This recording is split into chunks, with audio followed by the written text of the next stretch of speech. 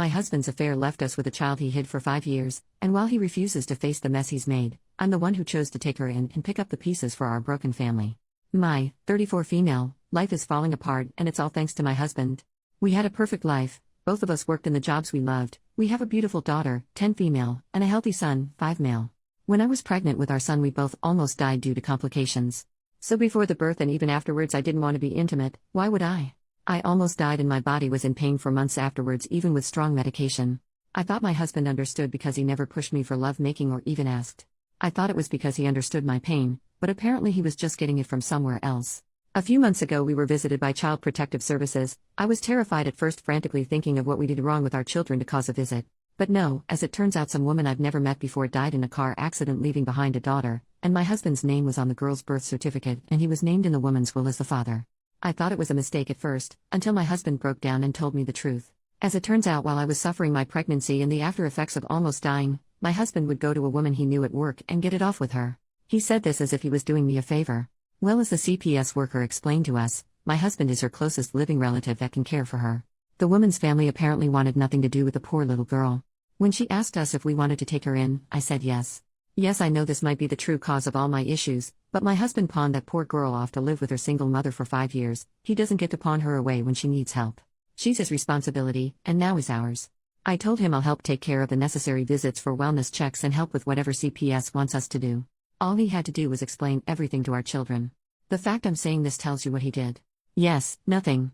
We had to clean out a room and buy new furniture and even looked for some toys. Our children go to a private school, so I picked up some more work hours in order to be able to afford her tuition. I was the one who had to tell our extended families the big change because he didn't want to do so. I did almost all the heavy lifting.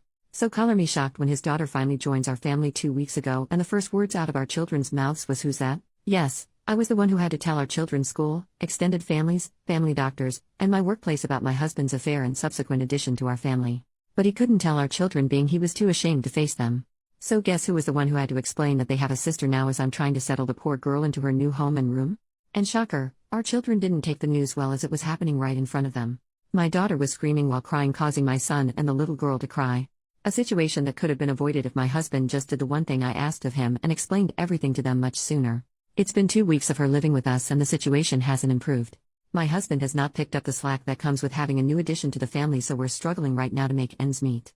I feel embarrassed bringing all 3 children around for appointments and groceries because the little girl is very much obviously not mine, and I can tell people are judging our family. My daughter is much moodier and less happy and refuses to even acknowledge our newest addition to the family. Our son doesn't really understand what is going on, and it's causing even him to lash out.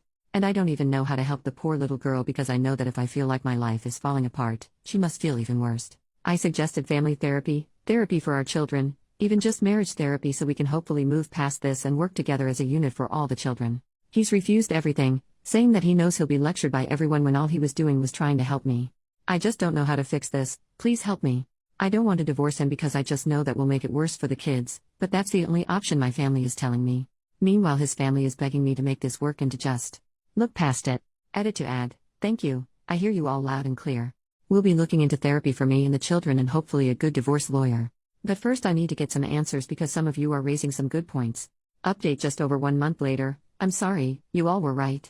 It was a lie. When all of you were pointing out how the kids' responses to youngest arriving didn't make sense, it made me realize how correct that is. They came home to a room all made up and I made passing comments to them asking about how excited they were for youngest's arrival. They should have known about her. At this point I decided to just ask my eldest daughter directly because she was still so upset about it, and I think subconsciously knew I wasn't going to get the truth from my husband. So I went to her room while she was lying in bed and I asked her. I told her that I asked her father to explain to the 2 of them what was going to happen. They saw her new room. I talked about her to them, so I don't understand my eldest's reaction. So yes, it turns out husband didn't tell them and then me the truth. A surprise to no one, I am figuring out. The story he told the kids was that youngest was a daughter of one of our friends, and we felt so bad we had to take her in. Nothing about her being their half-sister or him having a daughter with another woman. Well, when she came home that day and the kids asked who she was, the pictures we were able to share of youngest, she had braids in and wore much different clothing than when she arrived. It was my response to them that ruined his little lie. This is youngest's name, your half-sister, remember?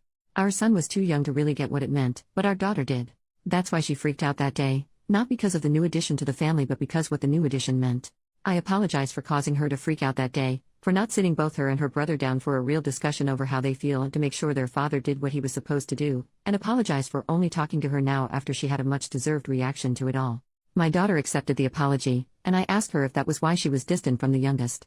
She told me that's part of it, and because word got out at her school about what the newest addition to our family going to the school meant, so now she's getting teased and picked on for having a father who cheated. It broke my heart realizing just how badly I messed up.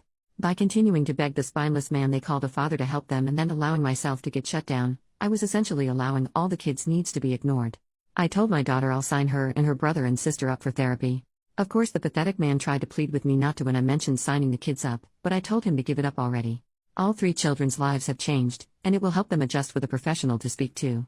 He's been grumbling and whining about it, but I don't care anymore. And this might cause many to be upset with me, but I'm in the process with my husband to have him transfer custody of youngest to me. I've grown to care for her, and as some comments in my last post have pointed out, once I do divorce him and leave with our kids, I don't doubt he'll treat her awfully or neglect her. He's been right on board, and it took some convincing, but his parents finally agreed to be witnesses.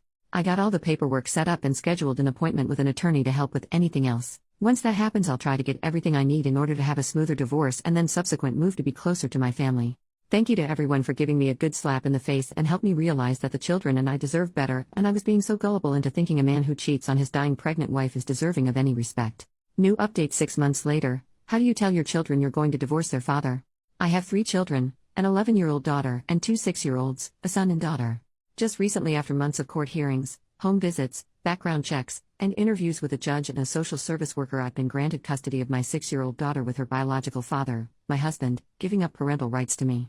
Right now I'm looking into how a divorce will go and what I need to get any affairs in order to make the process as smooth as possible for everyone involved. The reason for the divorce is because of how he behaved when his adultery came into light. As you can see from the ages, he cheated on me with a co-worker of his while I was dealing with a highly complicated pregnancy and birth. I was the one who had to get everything in order. Meanwhile, it seemed like he did everything he could to make the process of a new addition to our family as difficult as possible. He lied to our children, refused to take all 3 children to therapy, and when I did take them he whined and complained, refused to take on extra workload to help our budget stabilize after a new addition, refused to even acknowledge the children were struggling, and even refused to take all 3 children out and about because he didn't want people to judge, but it was perfectly fine for me to go through it. Basically, it felt like I was the only one trying to repair our family and have us move forward while he made damn sure we were stuck and hurting because he refused to acknowledge that he messed up.